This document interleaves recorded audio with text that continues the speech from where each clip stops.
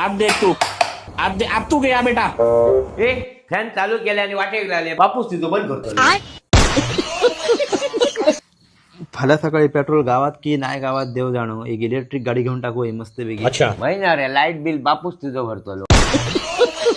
या रोजच्या असल्या लाईटीच्या टेन्शनच नाही, एक दिवस असला काहीतरी करतले ना की बिलाची कटकटच नाही. बाहेर हो तुझ्या बहिणा. उद्याच कुडाळ जाऊन येते.